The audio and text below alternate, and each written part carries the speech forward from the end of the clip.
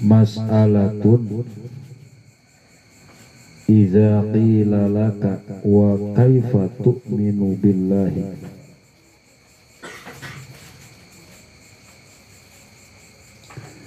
Mas'alatun ari ieu eta hiji masalah. Mas'alatun ari ieu eta hiji masalah idza qila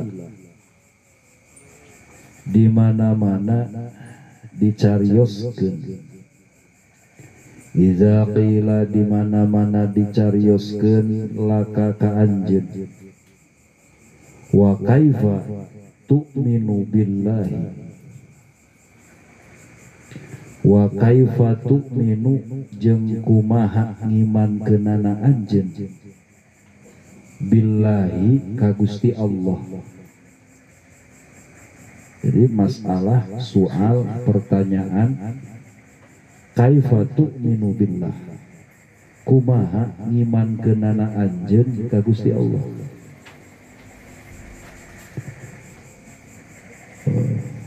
Kamari dina pertanyaan anu kahiji, masalah anu kahiji teh mal iman, jawabanana amantu billah. Taina dirinci, ditafsir dina kecap amantu billah, iman kaula ka Gusti Allah. Ditafsir kaifa tu'minu billah, kumaha ngimankeunana anjeun ka Gusti Allah.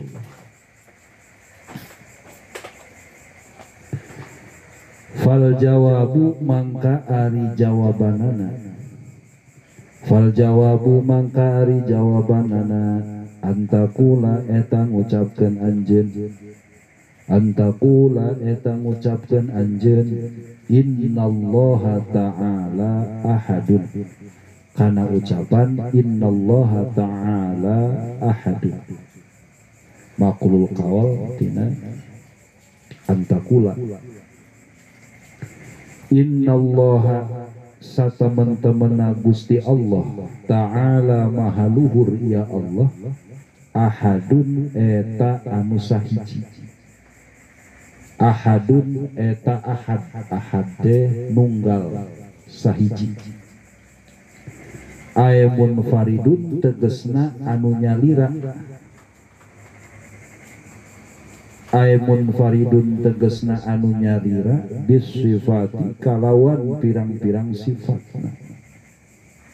La musyarika henteu aya anu ngarejengan eta anu maujud lahu ka Gusti Allah.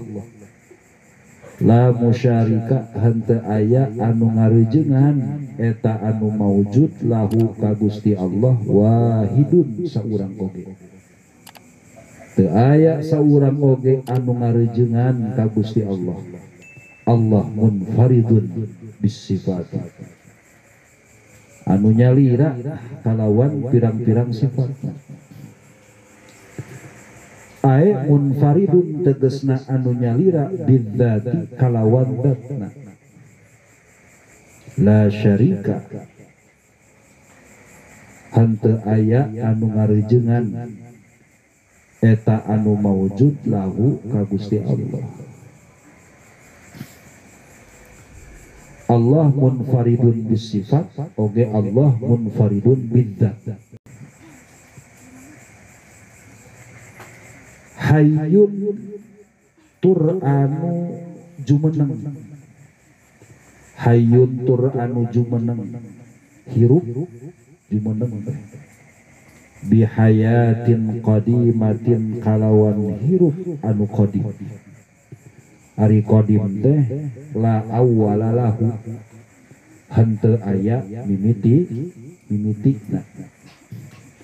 Lamun bahasa henteu aya mimitina berarti ayana teh teu kapiheulaan ku eueuh. Eta qadim namina. Qaimatun anu ngancik bidzati dina zat Allah. Qaimatun anu ngancik bidzati dina zat Allah. La biruhin sanes hirup kuruh. Gaya bedana jeung urang. Ari urang mah hirupna teh ku sabab aya ruh. Ku sabab aya ruh maka hirup, lamun ruhna teu aya maka paeh maut. Allah hirupna sanes hirupna Allah ku ruh, tapi bihayatin qadimatin qaimatin bidzat. Hirupna Gusti Allah ku sifat hayatna anu qadim, anu teu aya mimitikna, tur anu ngancik dina zat Allah Subhanahu wa ta'ala. Alimun tur anu uninga, alimun tur anu uninga, bi'ilmin qadimin, bi'ilmin kalawan panguninga, qadimin anu qadim. Jadi ilmu na Allah mah ilmu qadim. Jadi sanes ilmu anu hudud, sanes ilmu anu jadid, tapi ilmu anu qadim, ilmu anu henteu aya mimitikna. Qaimin anu ngancik bidzati dina zat Allah Subhanahu wa ta'ala.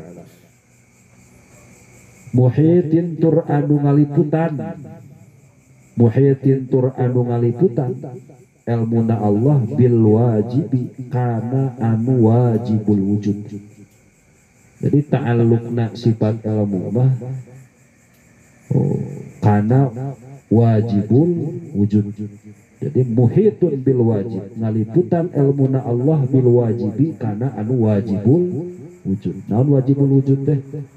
Anu wajib aya ya. Wal jaizi jeung kana anu jaiz, tegasna anu mungkinul wujud. Wal mustahili jeung kana anu mustahil, tegasna anu mustahilul wujud. Jadi ilmuna Allah ta'alluqna kana wajibul wujud, jaizul wujud, sareng mustahilul wujud. Lamun can ngaji tijan mau pati ngarti ya teh. Lamun geus ngaji tijan bolak-balik mah nya teu ngarti.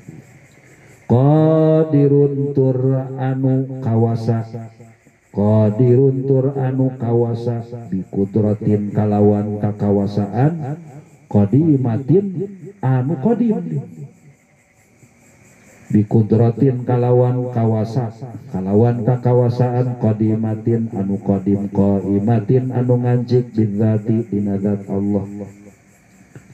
La bimu'alajatin lain itu, la bimu'alajatin lain ku pengobatan, wala wasitotin jeung lain ku perantara. Jadi kakawasaan Allah teh bikudratin qadimatin qaimatin bidzati, lain ku pengobatan, lain ku perantara.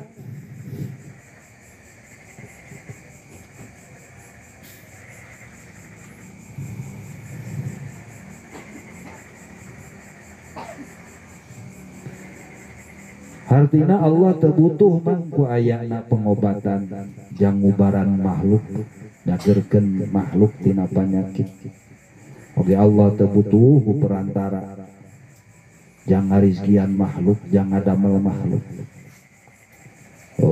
Allah kawasa, kawasana Allah ku kakawasaan anu qadim, anu ngancik dina zat Allah. La yalhaquha anu henteu keuna kana kudrahna Allah naon ajzun apes.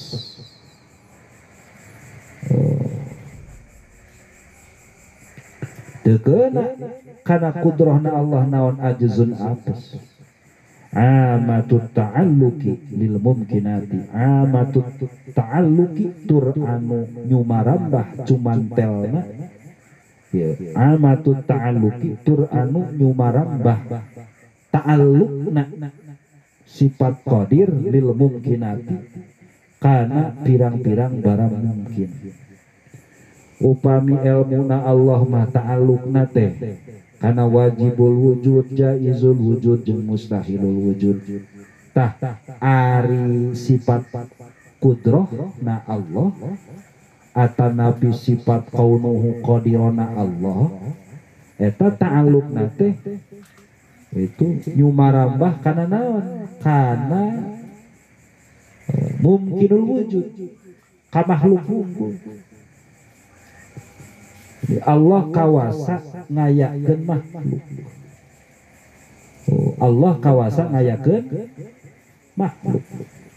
Tapi ayana Allah lain diayakeun ku kudrahna Allah. Ade. Sabab sifat kudrah teu nyasar kana wajibul wujud, nyasarna sifat kudrah kana mungkinul. Naon mungkinul wujud teh? Makhluk. Itu mah.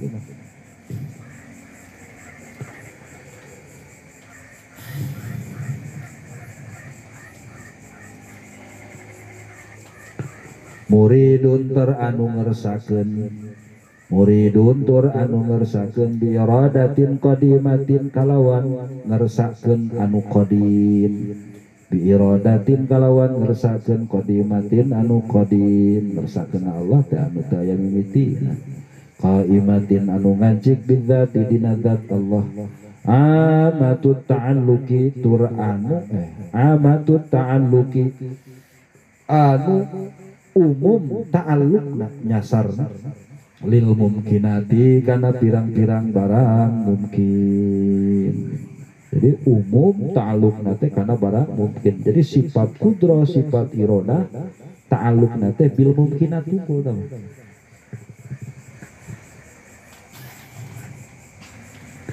Allah nya kawasa ngayakeun makhluk ala wifqil iradah sesuai sareng pangersakna Gusti Allah. Jadi naon nu diijadkeun ku Allah eta teh anu parantos dikersakeun ijadna ayatna ku Gusti Allah. Naon diijadkeun ku sifat kudrahna Allah, naon diijadkeun ku Allah kalayan sifat kudrahna eta teh naon-naon anu diirodahkeun itu ku Gusti Allah.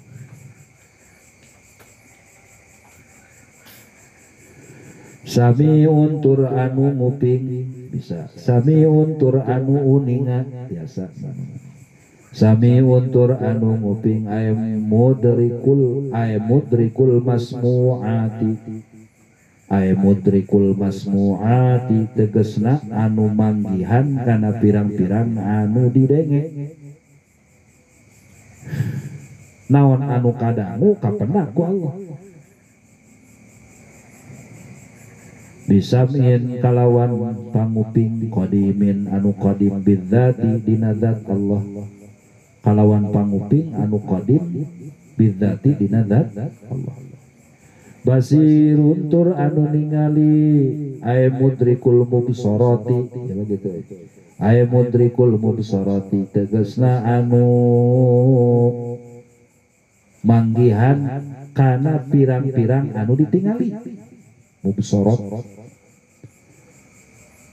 ay mudrikul mubsarati tegasna anu manggihan kana pirang-pirang anu ditingali anu katingali naon bae nu katingali tah kapendak ku Allah ala wujudiha dina tingkah ayana mubsarat dina tingkah ayana mubsarat dina tingkah ayana perkara-perkara anu katingali. Jadi kieu bang naon nu kadenge ku urang kauningan ku Allah, naon anu katingali ku urang kauningan ku Gusti Allah.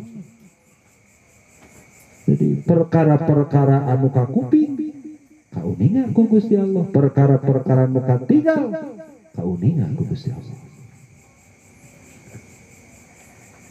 Eta samiun basir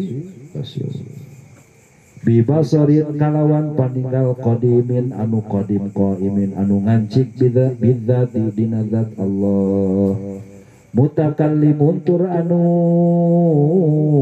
ngandika mutakallimun tur anu ngandika teh ngadawuh bikalamin kalawan dawuhan qadimin anu qadim baqin anu langgeng qaimin anu ngancik bidzati dina zat Allah laisa sanes ya kalam biharbin eta harap wala sautin jeung sanes suara. Jadi kalam Allah teh sanes harap sanes suara. Fala yasbikuhu mangkan teu miheulaan kana kalam Allah adamun eueuh. Teu miheulaan kana ayana kalam kana kalam Allah naon? Adamun eueuh. Hartina kalam Allah teu kapihlaan ku eueuh. Allah ngandika teu kapihlaan ku jempe. Ai urang mah lamun nyarita teh sok jempe heula geus jempe pok nyarita kan gitu. Jadi nyaritana urang mah sok kapilaan ku henteu nyarita. Walayal hakuhu jeung henteu nyusul kana kalam Allah naon adamun eueuh. Teu kapiheulaan ku eueuh jeung teu kasusul ku eueuh.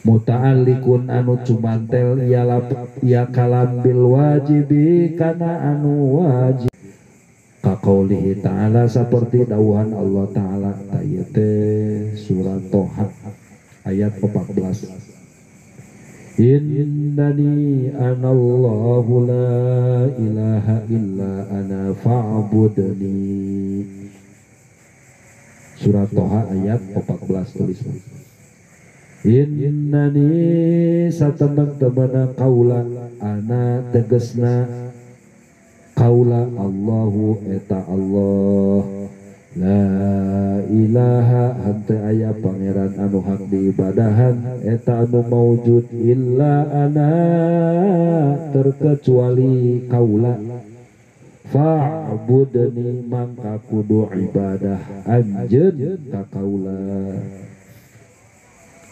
Hijidah ta'alluq nate kana anu wajib wabil mustahili jeung kana anu mustahil ta'alluq na ya wabil mustahili jeung kana anu mustahil ka qaulihi ta'ala saperti dawuhan Allah ta'ala surat Al-Maidah ayat 73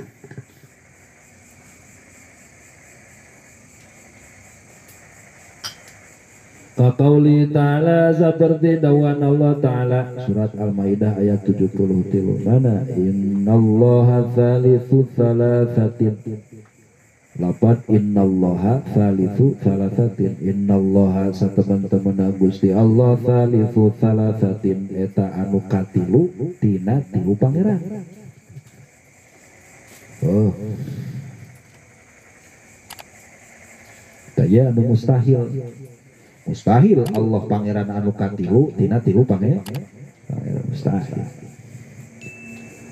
Wabil jaizi jeung kana anu wenang ka qauli ta'ala saperti dawan Allah ta'ala surat As-Saffat ayat 86 surat As-Saffat ayat 86 wallahu khalaqakum wa ma ta'malun dawan Allah wallahu khalaqakum wa ma ta'malun wallahu sareng ari Gusti Allah khalaqakum eta nu parantos ngadamel aranjeun wa ma jeung ngadamel kana perkara wa ma jeung kana perkara ta'maluna anu mari gawe aranjeun kabeh kana mah.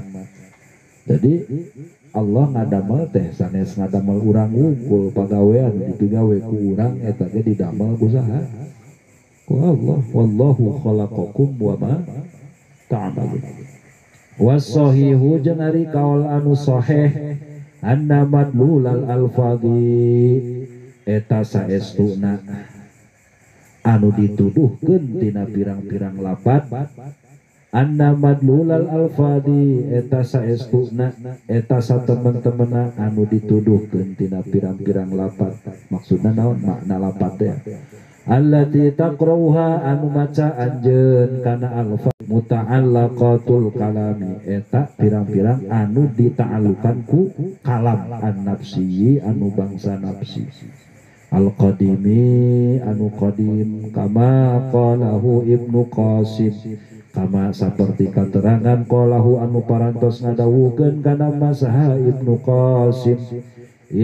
Qasim wattafaqa sareng rempuk sepakat wattafaqa sareng sepakat ala dzalika kana itu madlul alfat saha jami'ul mutaakhirina sadaya ulama mutaakhirin.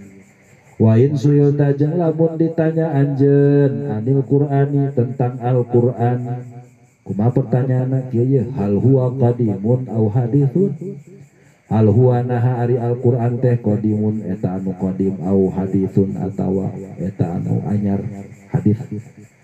Apakah Quran itu qadim atau hadis? Nah, ini pertanyaan. Jadi lamun anjeun ditanya tentang Al-Qur'an ku pertanyaan hal huwa qadimun au hadithun.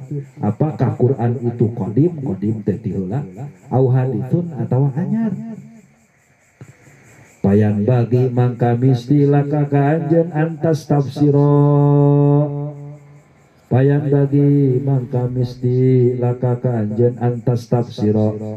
Naon menta penjelasan anjeun asa ila kajalma anu nanya pain qala mangka lamun ngucapkeun si sail si jalma anu nanya laka ka anjeun muradi ari anu dimaksud ku kaula alqaimu eta Al-Qur'an anu ngancik bidatihi dina zat Allah taala adalu anu nuduhkeun alaihi kana al-qaim naon ma Al-Qur'an bainana anu aya di antara urang sadaya. Tah aya jelema nanya ku pertanyaan halil Qur'an qadim atau hadis. Apakah Qur'an itu qadim atau hadis? Maka ku urang ulah waka dijawab tatapina dipentak penjelasan heula ti manehanana. Naon maksudna ieu teh? Lamun manehanana ngucapkeun kieu ieu ceuk nu nanya teh muradi itu muradi al-qaim bidzatihi ta'ala addalu alaihi ma bainana. Al-Qur'an nu dimaksud ku kaula teh nyaeta Al-Qur'an anu ngancik dina zat Allah. Anu ngancik dina zat anu nuduhkeun kana al-qaim bidzati anu nuduhkeun kana Al-Qur'an nu ngancik dina zat Allah teh ma bainana tayya di Qur'an ini nuduhkeun kana al-qaim bidzati teh berarti nu dimaksud ku jalma nu nanya teh nyaeta kalam Allah anu qadim. Tah maka didinya jawab ku urang gitu pakul mangka kudu ngucapkeun anjeun jawabanana huwa ari Al-Qur'an nu nembe nu dimaksud nembe huwa ari Al-Qur'an qadimun eta anu qadim bikidamin dzati kalawan kidamna zat Allah subhanahu wa ta'ala. Jadi qadimna Al-Qur'an eta kalawan kidamna zat Allah li annahu karena sateman-teman Al-Qur'an min jumlati sifatiha eta tina jumlahan pirang-pirang sifatna dat Allah min jumlati sifatiha eta tina jumlahan pirang-pirang sifatna dat Allah al-wajibati anu wajib itu ayatna laha kana dat Allah.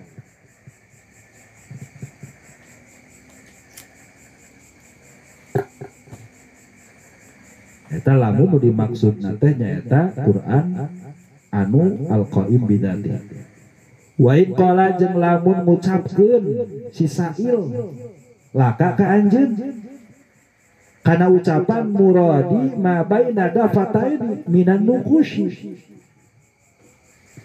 Ceuk jalma nanya teh muradi ari anu dimaksud ku kaula ma eta Al-Qur'an baina dafataini anu tetap di antara dua sisi Quran, anu tetap di antara dua sisi, nyata dua jilid.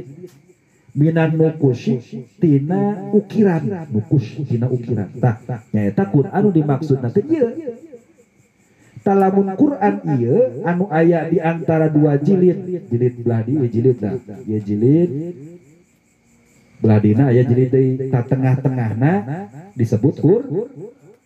Tah lamun Quran anu ieu kumaha dimaksud Quran? Ketika nanyakeun apakah Quran ini qadim atau hadis. Quran ieu teh qadim ti heula atanapi anyar. Maka fakul maka kudu ngucapkeun anjeun lahu kasih sail zalika ari itu Al-Qur'an. Tah Quran ieu. Zalika ari itu Al-Qur'an haditsun eta anu anyar. Di Quran ieu mah anyar bihudutsin nukusi kalawan anyarna ukiran. Anyarna naon? Ukiran. Oh, anyarna cetakan. Matak aya cetakan tahun sekian berarti anyar. Quran di aya terus. Ieu Quran teh dicetak tahun sabaraha? Bisa dicetak tahun 1800 sabaraha? 80. Berarti di Quran ieu ya tahun 1888 can aya. Berarti anyar aya ieu.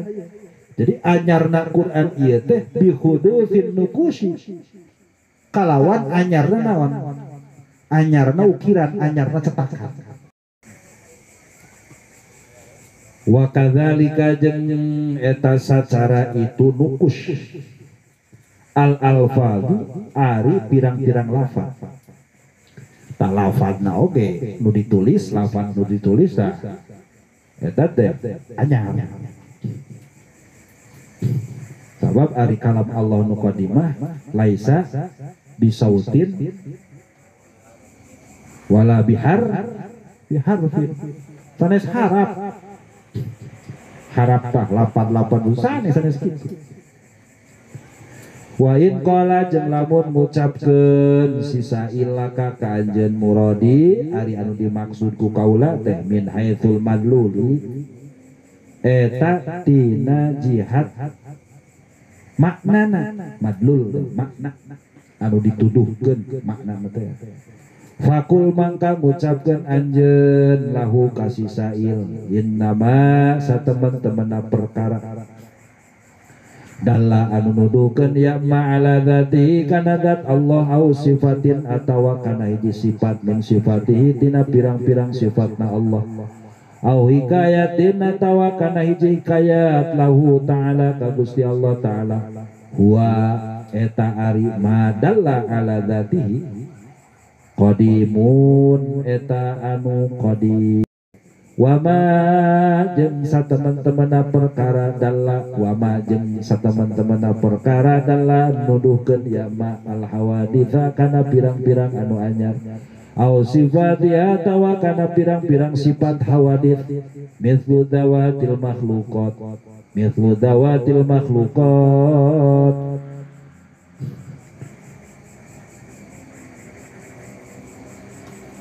ari contona eta saperti pirang-pirang zat makhluk pirang-pirang zat makhluk au sifatiha tawa pirang-pirang sifat makhlukat kajahlina naon sifat makhlukat teh kajahlina saperti bodona urang sadaya bodoh cenah urang wa ilmina jeung nyahona urang sadaya bodona urang nyahona urang ta eta teh sifat-sifat makhluk.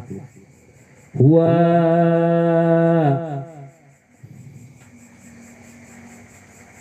arimadalla huwa arimadallal hawaditha hadithun neta anu anya wa kadzalika jeung sacara itu hikayatul hawadithi ari pirang-pirang hikayat pirang-pirang makhluk wasumiat jeung dinamian tilkal ibaratu itu ibarat kunaon dinamianana bi kalamillahi ku kalam Allah namina mah kalam Allah baik fa inna mangka saestuna ibarat dalatun eta nuduhkeun ala kalamillahi ta'ala kana kalam Allah ta'ala fa inna ma'nahu mangka sateman-temanna maknana kalam Allah innama yafahimu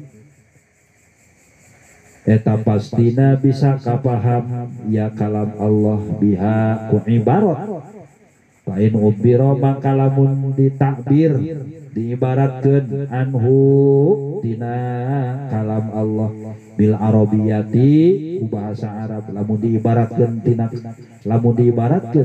tina kalam Allah ku bahasa Arab bahwa mangka ari kalam Allah teh Qur'anun eta Al-Qur'an.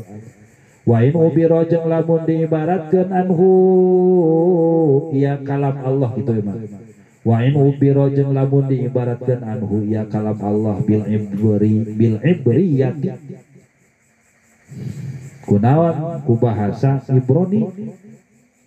Bil ibriyati ku bahasa Ibrani wa huwa jeung ari Ibriyah lugatul Yahudi eta bahasana urang Yahudi. Ibriyah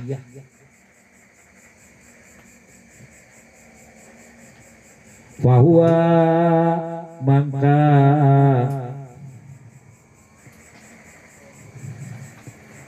mangka ari kalam Allah Tauratun eta Taurat namina wa in ubira jeung lamun ditakbir diibaratkeun anhu kalam Allah bisuryaniyati aya ngaran suryani tah itu suryani teh eta teh nami bahasa bisuryaniyati ku bahasa Suryani abah Suryani bahwa mangka ari kalam Allah Injilun eta Injil namina wa Zaburun jeung Zabur namana jadi upami kalam Allah diibaratkeunana ku bahasa Arab berarti Al-Qur'an. Lamun kalam Allah diibaratkeunana ku bahasa Ibrani eta mah namina naon Taurat. Lamun kalam Allah diibaratkeunana ku bahasa Suryani ta eta mah namina Injil. Kalam Allah teh namina naon? Injil wa Zaburun sareng Zabur. Wahtilaful ibarati jeung ari beda-bedana pirang-pirang ibarat la tastalzimu etan teu ngamistikeun ya ikhtilaful ibarat ikhtilafal kalami kana beda-bedana kalam teu ngamistikeun kana beda-bedana kalam Allah teu ngamistikeun kana beda-bedana kalam kama annallaha seperti Anallah sateman-teman Gusti Allah yusamma eta dinamian Gusti Allah bi ibaratin mukhtalifatin ku pirang-pirang ibarat anu beda-beda. Gusti Allah dinamian ku pirang-pirang ibarat anu beda-beda. Ma annadzatahu sarta sateman-teman nadat Allah taala mauri Allah wahidun eta anu sahiji wahidatun eta anu sahiji.